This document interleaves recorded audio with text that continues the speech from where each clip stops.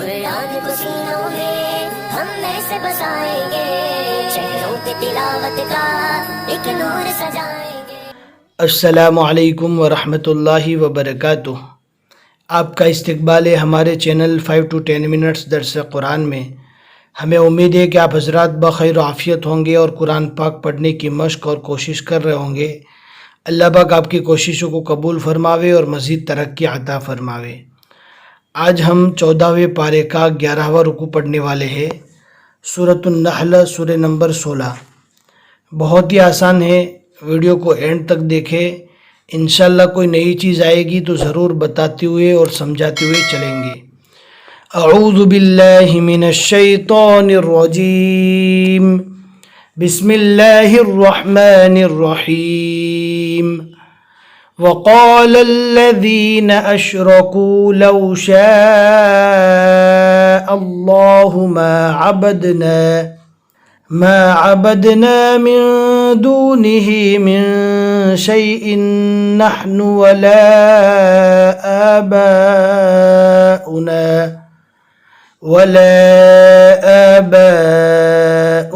ولا حرمنا من دونه من شيء كذلك فعل الذين من قبلهم فهل على الرسل إلا البلاغ المبين وَلَقَدْ بَعَثْنَا فِي كُلِّ أُمَّةٍ رَسُولًا أَنِ اعْبُدُوا اللَّهَ وَاجْتَنِبُوا الطَّاغُوتَ فَمِنْهُمْ مَنْ هَدَى اللَّهُ وَمِنْهُمْ مَنْ حَقَّتْ عَلَيْهِ الضَّلَالَةُ فَسِيرُوا فِي الْأَرْضِ فَانظُرُوا كَيْفَ كَانَ عَاقِبَةُ الْمُكَذِّبِينَ إن تحرص على هداهم فإن الله لا يهدي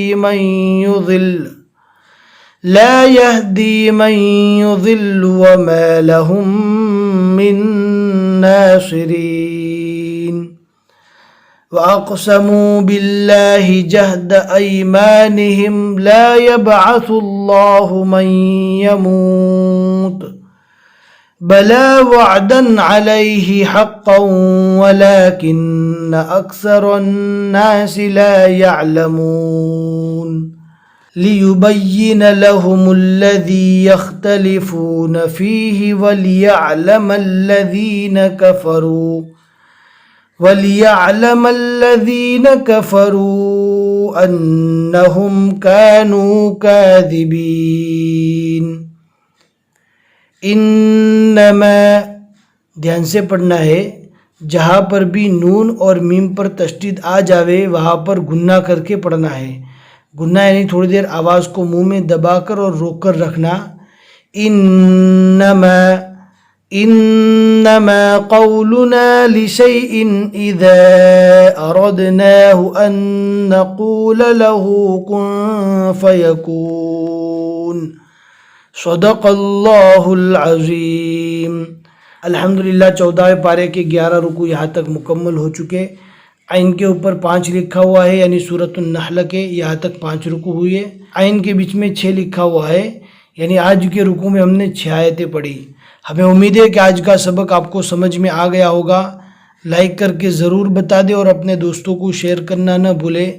جتنے لوگ بھی آپ کے شیئر کی وجہ سے پڑھتے رہیں گے انشاءاللہ آپ کو ثواب ملے گا۔ پھر ملیں گے انشاءاللہ اگلے سبق میں۔ السلام علیکم ورحمۃ اللہ وبرکاتہ۔